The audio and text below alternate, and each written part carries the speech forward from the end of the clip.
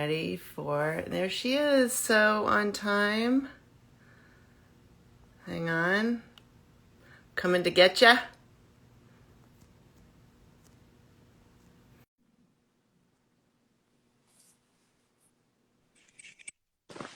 Hey, I'm here. I Good. know. It's the miracle of Instagram, right? Yeah, for sure. Well, welcome to Building Joyful Communities. Today, I am super excited to have Julie Coll, who is the founder of Waterfront Education. And she's going to tell us a little bit about all of the beautiful and amazing joyful communities that she's creating.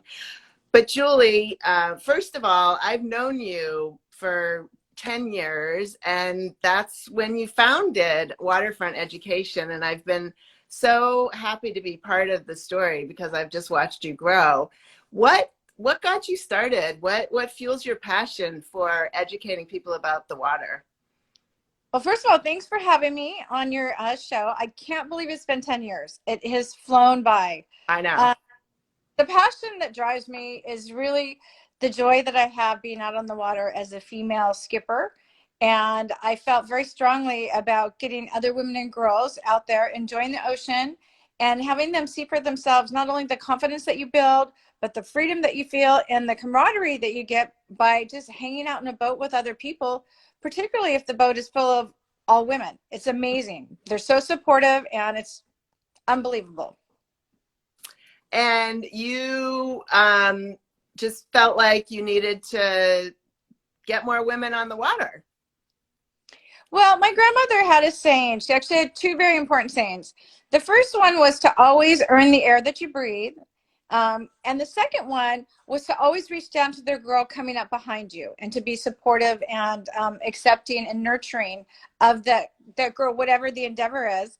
And so that really has primed me my entire life to be that sort of person in a day-to-day capacity. So it just felt natural for me to want to jump in, get girls and enjoying the water, creating a joyful community of women who enjoy sailing, the ocean. Even though I talk a lot about sailing, we also get people out on kayaks and stand-up paddle boards, all kinds of things. And fishing, I mean, you do some things from land, you have amazing science programs with robotics and all kinds of environmental programs. So tell us a little bit about some of the joyful communities that you're building. I mean, I've actually been able to experience some of them. Yeah, it's interesting. We listen to those that come to our programs, and we do have a wide variety. Like as you mentioned, fishing and the underwater robotics. And our goal really is to teach people about marine science and conservation and have them become stewards of our oceans and the creatures that call it home. So, as far as developing classes in these different communities, it really depends on where people's interests lie. We've also seen where someone may start with us in underwater robotics, and then that leads for a passion for cleaning up the ocean. So it really kind of depends, and it will change by season too. When it's warmer, people like to get out on the stand-up paddle boards a lot more frequently than when it's January or in February and the water's cold. But the whole point is to spark a love of the ocean and a wanting to take care of it in a way that's comfortable, it's safe, it's fun to be out there. Even if you're a newbie, we want people to come out and experience the ocean and do one of our programs. And I've always been a newbie. I feel like I'm starting to learn a little bit more, but I feel like part of what makes your community so great and makes me want to be part of it is the camaraderie and people. There's no judgment. Getting in and out of kayak sometimes isn't that easy, but everybody is so supportive, and it's super A little fun. And awkward. yeah, but you know what? It's okay because you have to try it, right? You have to try it and have your very first time, and then you keep going back and going back. I mean, being able to clean up the ocean and the harbor once a month on the water in a kayak is pretty exceptional. I love that. Yeah, one of the things that I want people to understand is that when you're out in the ocean, you're out in nature, so you're always learning. So you may start as a newbie today, but as you spend more time out in the ocean, you build more confidence. And so that's a part of the journey and hanging out on the ocean. You're talking about one of my favorite, well, I have a couple favorite programs, and I actually have a new favorite I'm going to share for you, and just no one knows except we're launching it today. So we do make our kayaks available for our ocean exploration program. And excuse me, not exploration, Ocean Warriors. I had something else in my mind. Our Ocean Warriors program is designed for people to come out on kayaks and stand up paddleboards and actually pick trash out of the ocean, and for them to see what happens when trash breaks down. Many people are familiar with the coastal cleanup that happens once a year. And as a part of working with the coastal cleanup team, I set up and I said, hey, wait a minute, what about all the trash that's in the ocean? And that's really was the catalyst for us to start this program and have people not only pick up the trash, but learn about plastics and what's going on with our oceans and the gyres and how we can really do our part to keep things healthy. Yeah, so my experience with that was so fun was I was able to bring my grandson with me. And so the two of us had a big adventure. We found a sea slug. Ooh. Yeah, we saw the sea lions and heard the sea lions barking, and we learned the difference between sea lions and seals. And it was just a real fun adventure. It got him away from his little, gadget that he's always playing on with all of his video games and everything. And we really had a wonderful, wonderful morning exploring the harbor and making a difference. I mean, we cleaned up a lot of trash that was stuck in the harbor. It's amazing for our little harbor, and we are a harbor that flushes on a regular basis, but there is a lot of trash out there. And what you're talking about is brings joy to my heart when I see these multi-generational learning opportunities and the excitement that goes not only from the youngest members of the group, but to some of the oldest members as too. I don't know about you, but as a kid, I wasn't exposed to all this stuff. And so this passion came to me as an adult. And so when I see parents get excited with the kids, it's really meaningful and it touches my heart. And I caught a really big fish during your happy hour fishing expedition. That was really fun. Your full moon kayaking has been exceptional. I love that. So I've been able to be part of your joyful communities, and I love that. So what's the little secret? What's coming up? What's next for Waterfront Education? So one of the things that helps us come up with different programs is listening to our instructors and also to our families and to our people who come to see us, whether they're adults or kids, it doesn't matter. And so there's been this rumbling to have a smaller kind of whale watching experience. And so I talked to one of our favorite instructors who actually helped me in the very beginning. He and I were the only instructors. That's Cody Martin. And we're putting together a small, it's not a whale watching per se, but it's a whale study and listening tour. And what that means is, in addition to going out and looking for whales, which are always amazing, we're going to drop a microphone down into the ocean so that we can listen for them as well and any other sounds that we encounter. Wow. So, yeah, super excited. And then, as if that wasn't enough, Cody came up with a great idea of doing an onboard Kelp Lab.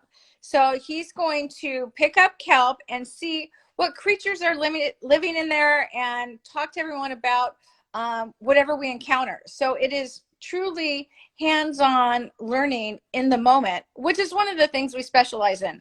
It is very meaningful for people, as you've experienced, to actually be out in the water and go, oh my gosh, there's a sea slug. Let's pick it up and talk about it, or an octopus or moon jellies or whatever else comes into our harbor, because we do see a lot of marine life. And most of our instructors have marine science degrees. Not me, but a lot of our instructors do. And so they see things that I would never even think of as, a creature. Sometimes they just look like a rock, and suddenly it's like, oh my gosh, there's a so-and-so, and we pick it up, and it's amazing. Yeah, I mean, honestly, the sea slug that we saw, I don't think I ever would have seen it, except for we were with somebody else who was cleaning trash, and they were like, "Oh, look at that!" I never would have known, and I was a little bit afraid to touch it, but then when I did, it was pretty cool. It's really Kind of weird. sluggy. Yeah, it feels kind of weird, but it has really pretty colors on it. But that's the thing, right? Because you think like, oh my gosh, and yet those creatures are super important because they're like big vacuum cleaners out there in the ocean. So yes, that is exactly the types of experiences that we put together.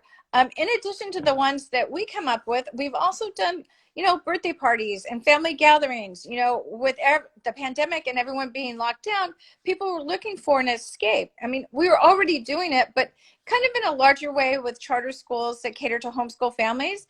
And so what brought our community even closer together was the need, the desire, the want to be outdoors and to really experience and the nature, but to get away from everything that was on land. And so we did see a lot of changes. We started to do things with learning pods and with smaller groups. But once again, it's taken into account like, okay, what are we trying to do for the community that we serve? And I think it's important to be able to pivot, to change, to adapt. And we really try to do that by listening and actively engaging and talking to our parents and our friends, our adults, just everyone who comes out and supports our programs and participates, because it really is a two-way dialogue between everyone that's in the excursion, whether you're on a boat working together or if you're out in the water kayaking. Getting in the kayak, like you said, can be very awkward. I feel like getting in's okay, but sometimes getting out is very awkward. I agree. Getting in, you just plop down. Getting Yeah, out, it's like, exactly. okay. Pop in and go, but the getting out is awkward. Yeah. Well, Julie, thank you so much. What else do we need to know? How do we find you? How do we learn about all these programs? The best way to find us is go to our website, which is waterfronteducation.org. I know it's a long word, but it encompasses a lot. Besides things like on the water, we do like a coastal survivor program that's a lot of fun. So definitely go to our website. If you have an idea for a class and you don't see it there, give us a call. What we put out there is basically our calendar programming, but we're open to doing a lot of fun stuff. We know how to get people safely out on the water and to have them enjoy it and have a good time. We have some excursions to Catalina planned when things kind of loosen up and it gets a little warmer. So Okay. I would love, love, love to have your viewers go to our website. You can call our number there and we'll be happy to help you. And let's get you out on the water. And they can sign up for emails and then they'll be notified about all the programs, right? Yes, that's correct. Thank you for reminding me of that. So that is one way. We send out a lot of emails, and we also, because we're very weather dependent, we have things categorized by your interest. So for instance, if you're into fishing, a lot of times in the spring, we can't, well, we could set something on the calendar, but the weather's really fickle, and sometimes Right. it may be outside, but the wave conditions are not the best. So so we have flash classes that come up and flash excursions where we can see a weather window maybe 3 to 5 days out. We can say, oh wow, it's going to be beautiful this weekend, let's get people out on the water. So and then we have, like I said, some things that are scheduled, but we're weather dependent, especially in the spring. But that's part of what makes us unique, because at least we're not dealing with snow. Yeah, thank goodness. I'm so happy for that. But I always feel, I mean, I've gone out before and your safety is your number one priority. Everyone's got their life jackets. And I think, there's a lot of comfort and I really enjoy it. And I'm so grateful that I know you and I know about waterfront education. I know a lot of people will be watching today who don't live anywhere near Redondo Beach or even California. But it's such a wonderful opportunity, and what you've done in terms of building community, I think it's phenomenal. I want to thank you so much. Thank you. And thank you for being such a supporter over the years. You are amazing. And the people that you tell about our program is amazing. And you're part of our community, our joyful community. I know. I love it. I love it. Okay. Well, thanks, Julie. I appreciate your time. All right. Thank you. Have a great day, Mickey. Okay. Bye. Bye.